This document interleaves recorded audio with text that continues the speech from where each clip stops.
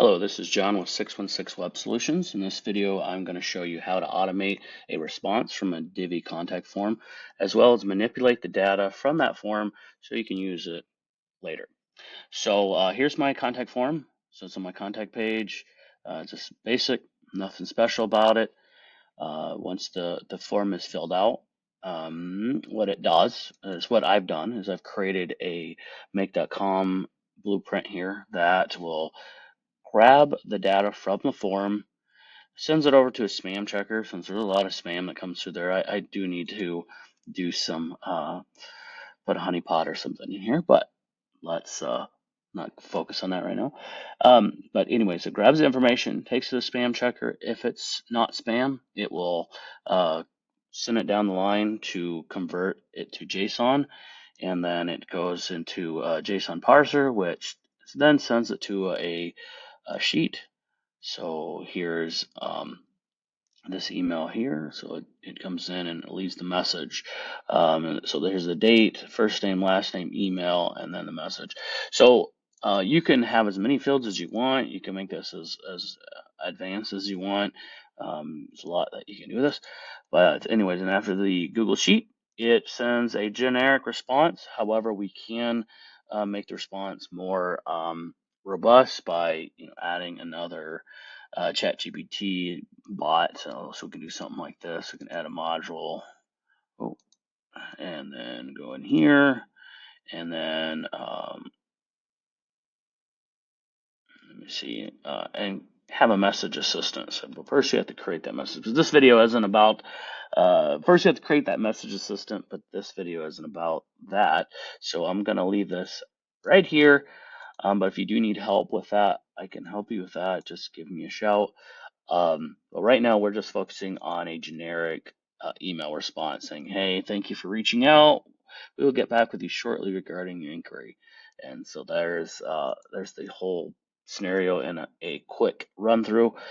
Now let's talk about actually adding it. So if you can head over to my website, you can download this for free. If you go into your scenarios here, I'm going to see. Discard changes. Don't want to change anything on that. So if you go to create a new scenario, you just hit create a new scenario.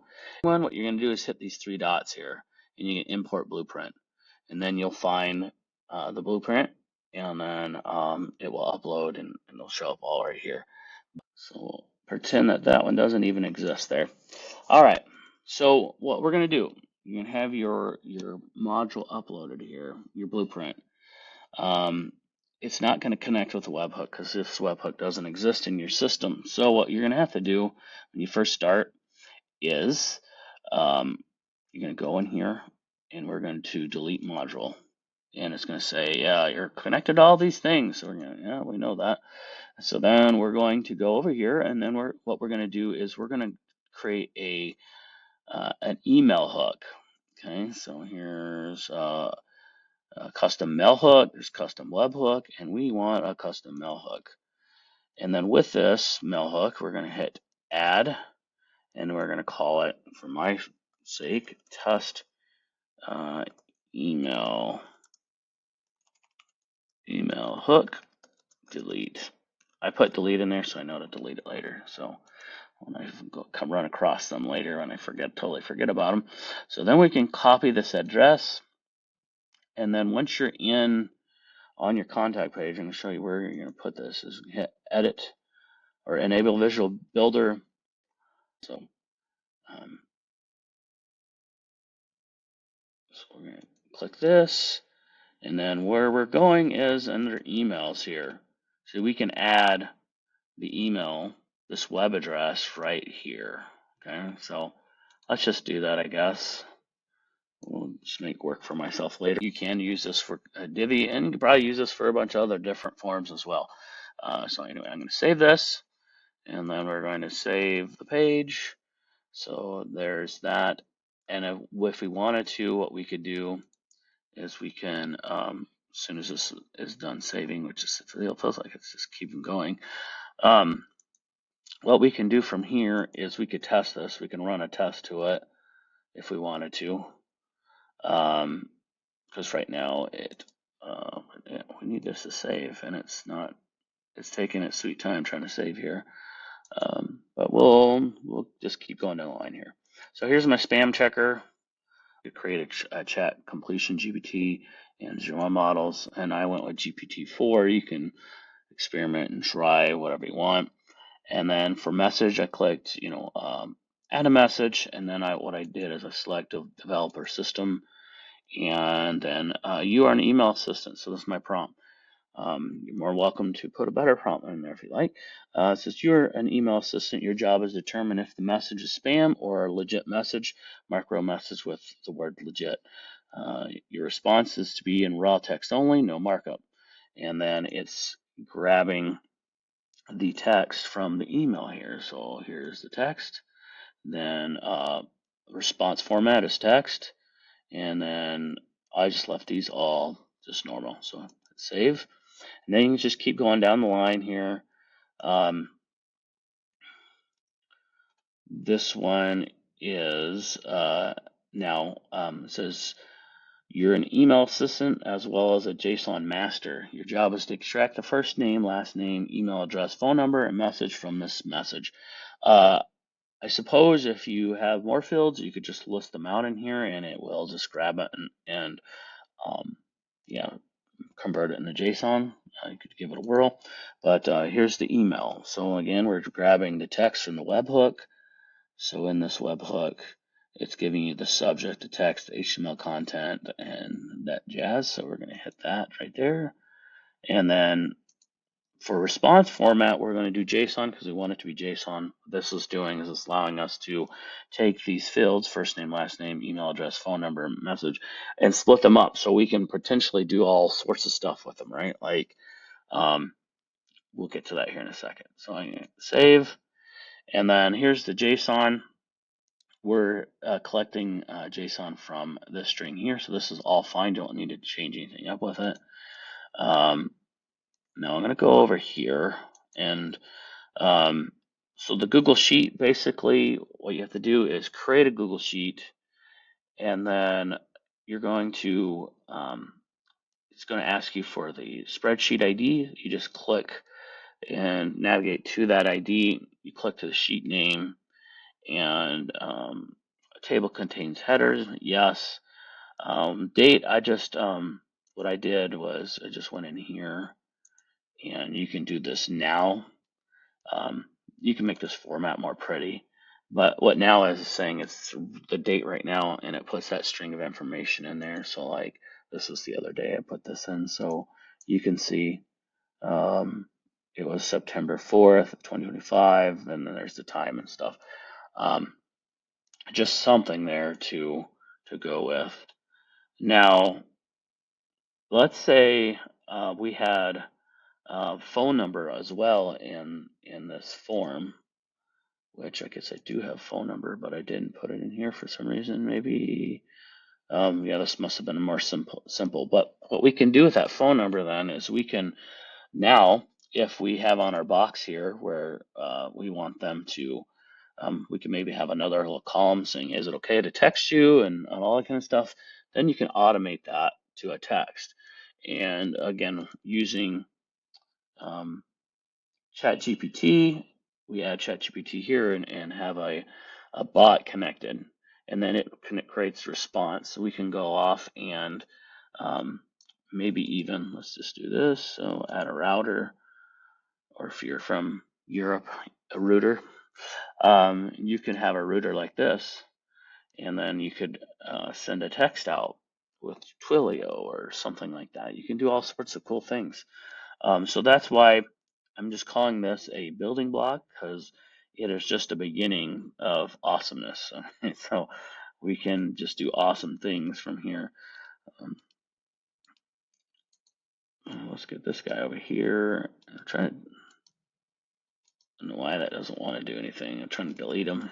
It's not wanting to delete, but okay, we will ignore that one. So anyway, from here, like I say, we're putting in our variables that came from here. So email, message, last name, file name, phone number is now in here. So let's grab that. I don't have that on here.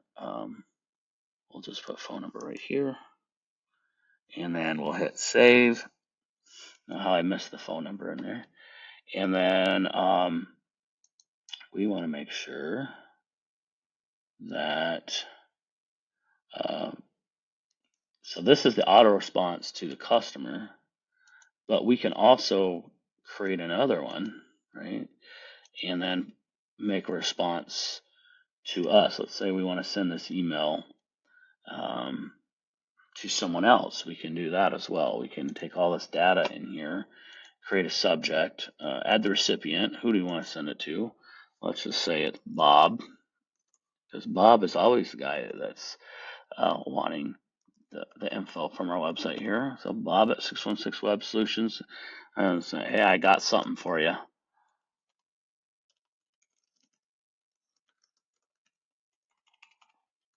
I got something for you, Bob.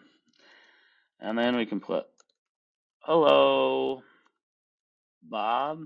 But again, another thing we can do, because we have the data, let's say we want to send it back to these people, which we already did. This is where you could take their first name. Like if you have the data available, you can send it. Maybe Bob is the one sending the emails all the time. You could add Bob in there like that, or we can just hard code it in here. Now, being that this is Gmail, we do need to put some breaks in here. This is just normal HTML breaks. What this does is it puts a space below, so it formats it like it would be in a real email. So we're going to do that formatting there. And then what we could do from here, like if we want to get Bob all this info, we can just add the email, and then we can do a line break. Oops, a line break. So I'm going too fast. And then we can just sit here and let's just copy these so I don't make the same mistake doing the same thing over and over again. We can just sit here and make these line breaks, and then we can add, maybe we want to put the message right here. I'm going to put the last name right here. I'm just doing crazy stuff. I'm just adding stuff. I'm not doing it in any sort of order here. So I'm just adding them in here, like I say. And then here's another break. So then we can put in our thanks.